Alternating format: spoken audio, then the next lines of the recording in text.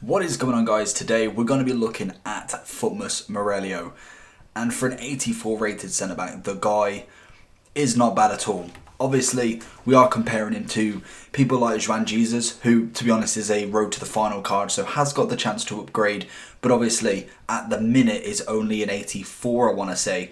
Obviously as well, I keep saying that as well. I keep saying obviously and personally, so I'm going to try and stop saying that. But Cuadrado, with his right back, I wanted to say it again, his 85 rated is a strong link to him. So in the team that we are going to use, that is going to be the partnership that we're going for. Obviously that then means that we've got the 10 chem on Cuadrado, and then obviously on Murillo himself. Defensively, really nice. It would be probably the case to have a shadow on him, if anything. I think that would definitely really boost up his pace, because obviously you get a 12 increase, I want to say, for a shadow. So that would take him up to what, 91 pace? Yeah, 91 pace, and then probably like 94 to 95 defending at the very least. Not bad at all. So we are going to complete the SBC. I have got it pre-made already. It is only an 84 rated squad with one team of the week or Foot Champs player, and then a Serie A player. So if you have got a Foot Champs player, whack him in there if you don't want to use him for an 86 upgrade.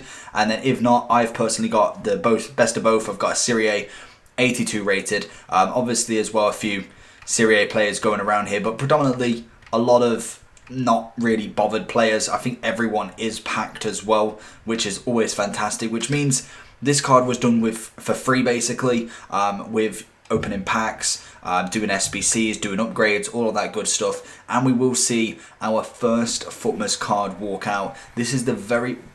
Okay, he just appeared from nowhere.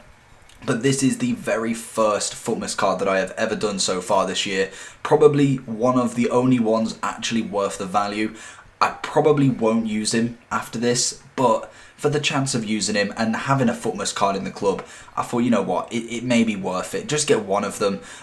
He won't go up in winter upgrades, because that is becoming a thing nowadays, is checking the players, for especially special players. We saw Aubameyang last year, his player of the month went from an 89 to a 90. Van Dijk as well, his player of the year went up by 1. You can always check and make sure that you got them in right.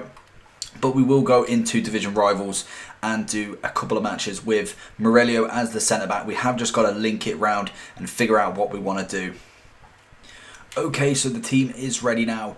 We've got Murillo as a centre-back. We also have Thiago Mendes, who is another player that I will be reviewing for tomorrow, I want to say. We've got Cuadrado, we've got the Zidane link. Mainly got the 10 on him. Obviously, Conte is 9, Zidane's 9, but I'm not too fussed about that. And Messi being 8, to be honest, he can play like that. That is never an issue.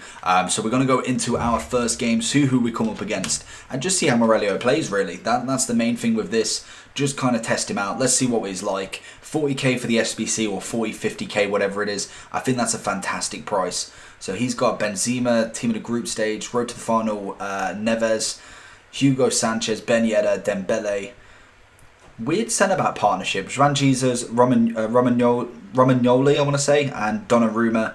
Semedo as right back, Marcelo as left back. So a very interesting team. It's not normally the team you come up against, but you never know. You give them the benefit of the doubt. Some players genuinely can be so good with such a bang average team. I played with my main team against pretty much a full Man U team with no Pogba, no special cards at all, bar from one icon. I think it was a lone Paul Scholes, and I only just beat him. So you never take it too hard what their team is, because you don't know how many matches they've played with them.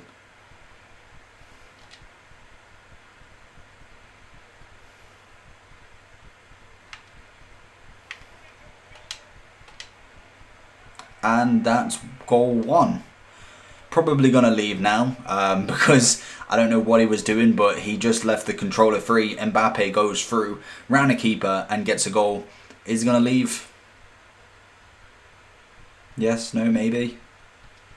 I don't think he is, you know. No, he's coming back. Okay, 1-0. We'll take that as a start.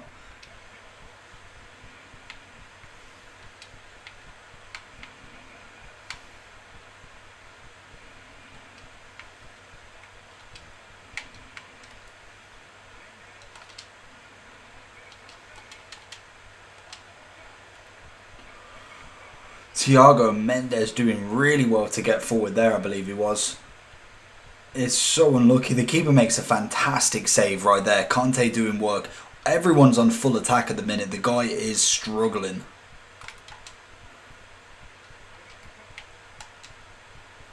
Neymar.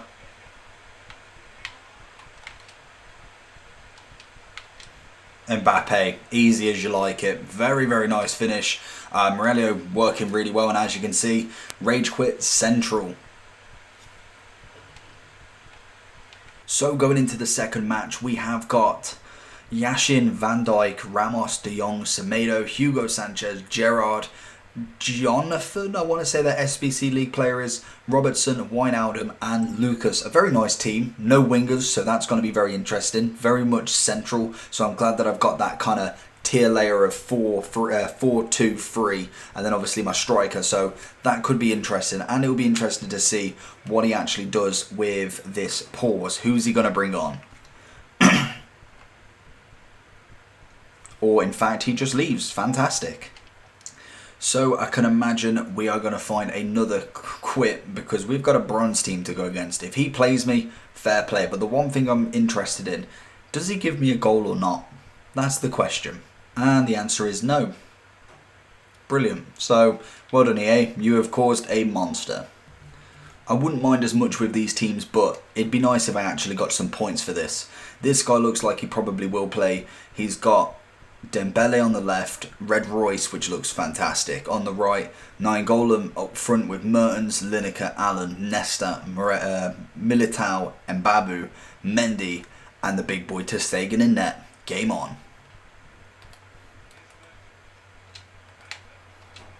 Murillo making a fantastic defensive clearance there.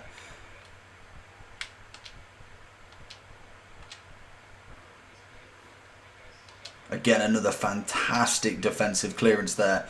Messi losing the ball to Nainggolan, but taking it away from the defence, that is exactly what I need. Zidane making the interception there.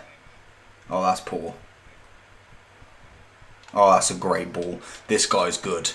The play already has been fantastic, but that's a lovely pass. I didn't even see that one coming until it was too late. Zidane making the run, passing it off to Messi. Messi's still got it somehow. Oh, he's took it off me. Lineker doing it again, fair enough. Jesus Christ. So going into the next match, we're coming up against someone who is using a lot of Brazilian players, so I can imagine he's going for the Thiago Mendes objective by the looks of it. Obviously his back line is pretty nice. Puyol, not the most meta player as a right back, but I enjoyed him when I played with him. I thought he was a decent right back, but that was back right at the start of the game.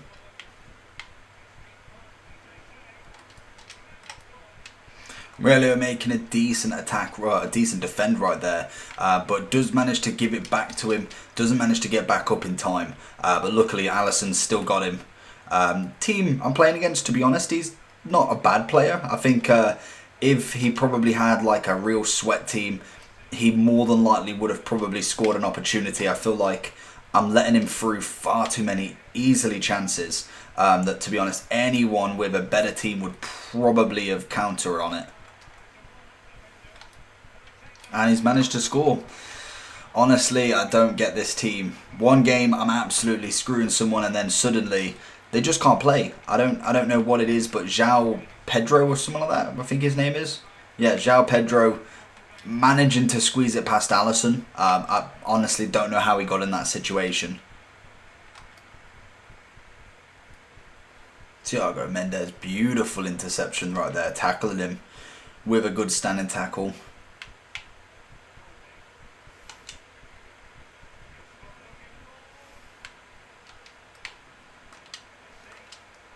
Messi, beautiful. Honestly, don't know how I managed to get that through, but managed to find a little gap in his defense with Messi, with Mbappe, and then a beautiful finish from Messi. Maldini not putting a leg out at all, managing to just run away from it as well.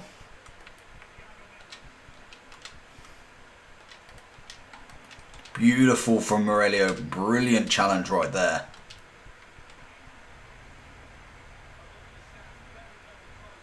He can run all his life, but Conte is not giving up on him there. and he's just ran that whole way to knock it out of play. Fair play.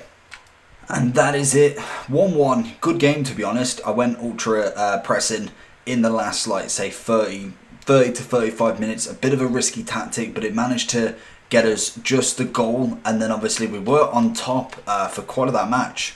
And actually, we managed to bring it back because he was all over me in the first half. Really, really dominated. So I'm glad that we managed to bring something back in that match. And in general, the players did really well. Obviously, I did bring on Virgil and Semedo towards the end just to kind of strengthen up that defence. Cuadrado was looking knackered, and Cannavaro obviously needed someone just to take over his role. Murillo looked brilliant, looked a really, really nice player, was very happy with what he actually did. Also, Thiago Mendes, another player that did really well. Kante is always brilliant as well, so can't argue with that.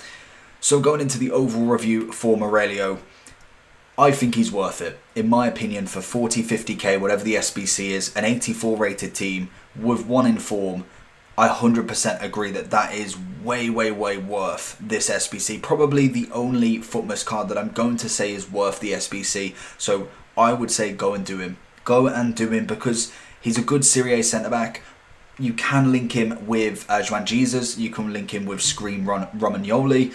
There is a lot of options right there. If you have done Cuadrado, I beg you that you must go do it because it's the only chance that you're going to get a strong link like that in the same league and in the same nation. I think that is 100% worth it.